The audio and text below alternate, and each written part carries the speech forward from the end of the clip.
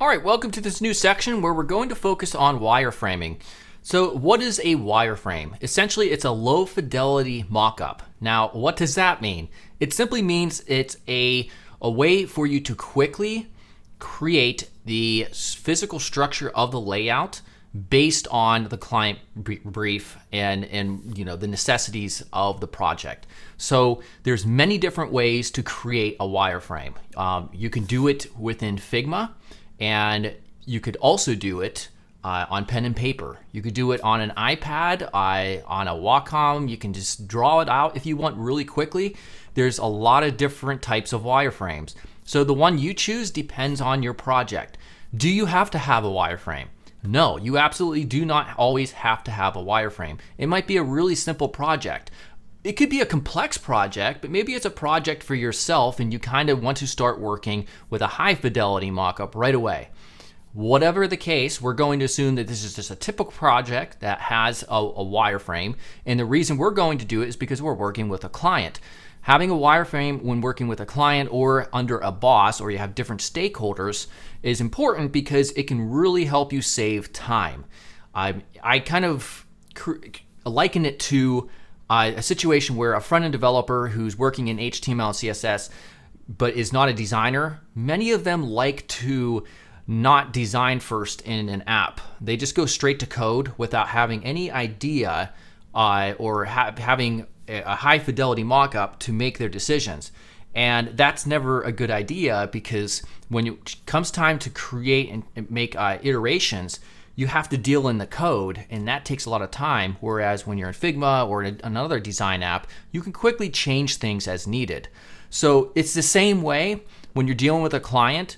If you create from scratch a high fidelity mockup and you take all this time and then you show it to them and they say, wait, this needs to be all changed, you just wasted a bunch of time.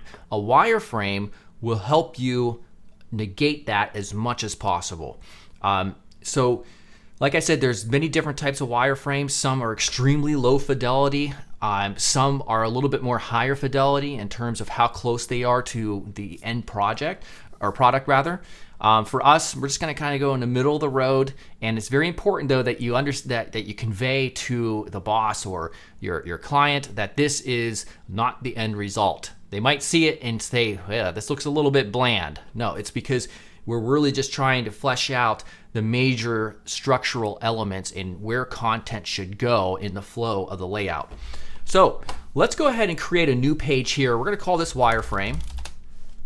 And we will create a new frame here, and we'll use desktop 1440 by 1024. We're going to start with, naturally, the actual landing page. And I'm just kind of giving us a decent amount of height to work with here. And so the color that you choose entirely is up to you. For the background, typically they're white, a white background, and then you're just using monochromatic color scheme. So you're working in the grays. Usually you're not working in colors, although you can. It's not a big deal. There's no 100%. There's no laws about how you should do these type things. It should just be something that you're able to create quickly.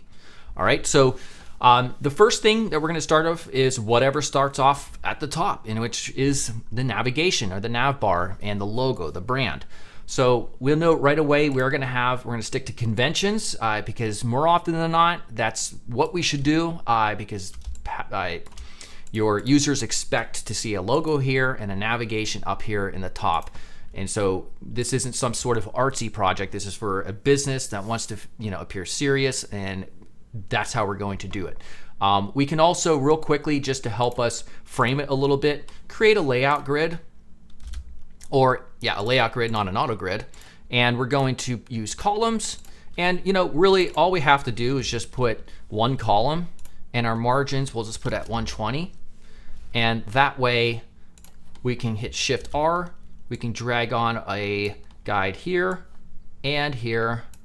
Hit Control Shift R, or 4 rather, and it's not taking away for some reason our. I'll just hide this then. There we go. So now we have a these guides on the side that will help us just create the flow of the page a little bit better with a little bit of alignment. So we're going to put here just logo. That's it.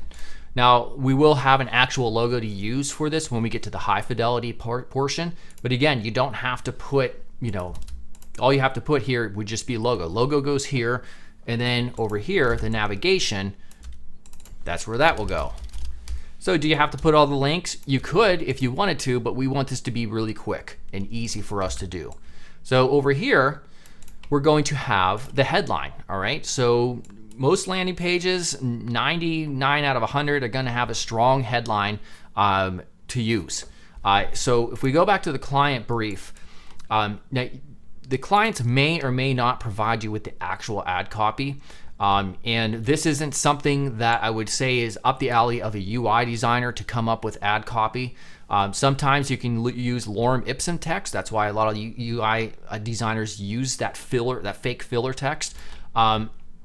So we just want to figure out a good headline that we can use based on their business information. So I've come up with one, and again, you could, instead of just coming out with all, exactly what it's going to be, instead what we'll do is just put primary headline for the landing page. Okay, you can do that completely fine. It's going to show, roughly how long it is, and perhaps we will make the decision that we're going to center this. All right, so if we center this right here and make it larger, there we go. That's good right there. Now, notice I still am kind of paying attention to white space, alignment, and things like that. That's definitely worth paying attention to, because you do want to kind of just give them a skeleton view of what the layout is essentially going to look like, just from a structural perspective. We're also going to have a sub headline, so the sub headline will go here in this section. And again, we could do maybe like 24 for that, and maybe make it regular. All right, that's fine. A headline and a sub headline. And next up, we have to remember we're going to go back and forth to this client brief quite a bit. And so under features and content, what are the core features of your service? We've partnered with the 5 largest exchanges. Advertisers can mint their ad campaign with NFT ads, and advertisers can pay in crypto and USD. Perhaps we can feature those 3 elements in this hero section, which is the top section of the landing page. All right, so there's 3 of them, and on desktop we can put those in 3 different columns, and maybe we'll situate those right underneath the headline and sub headline. So this is a subjective decision that I'm essentially making on my own. It's a design decision. It's not the only way to tackle it, so you can always think outside of the box. There's a lot of other ways we could do this, but it's what I'm deciding to do. So what we'll do is we'll kind of have just kind of like a card format. They may not ultimately be in cards, but we're going to present them as such in this section. So if we come out here and we'll just duplicate this and bring the front, we'll put in feature 1. Or we could have just came out here and maybe copied this and just kind of put that in the text. That's fine too. Having it really low fidelity like this, not a big deal. So we'll just put feature 1 and we'll make that regular. We'll duplicate this. This will be feature 2. And over here will be feature 3. All right, just to give us an idea of the structure so far. Then I think under here we'll have a call to action. So typically you always want to have a call to action on your landing page for a sales page or a service of any sort. So we're going to have call to action, and let's center that up. We'll duplicate this, kind of just indicating that it's a button element right here, and that'll work pretty well right there. All right, great. So next up is going to be a next section for that landing page, whatever goes underneath that hero section. So again, spend a lot of time in the client brief to formulate what it is that you want to put down in terms of the structure of the layout. So we could see down here, all this stuff. This is page, add types. This is page, starting a campaign, page, login form, and contact form. We want to make sure we go over everything to make sure we're emphasizing all the important elements as much as possible. So for us, let's just start off with the next situation here. We've already covered these in the head and in the hero section. So let's go ahead and put the analytics system.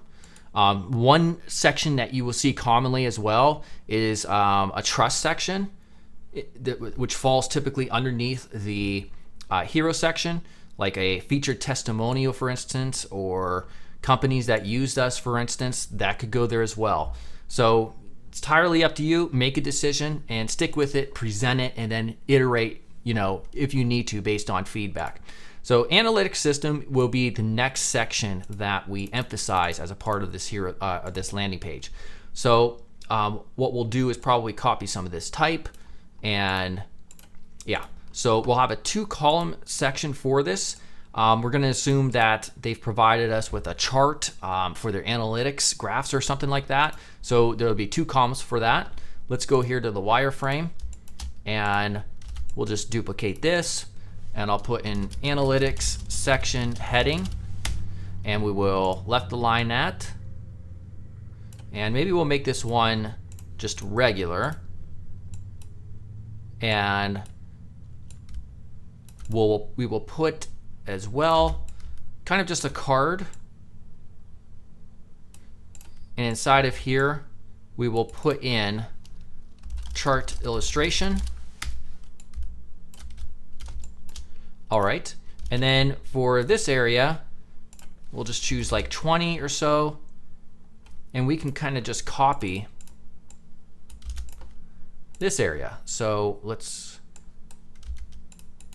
paste that in, and maybe there will be a button here, maybe not, maybe there'll be a subheading, but for the most part we're at least establishing the analytics section and the fact that there will be a chart in this area.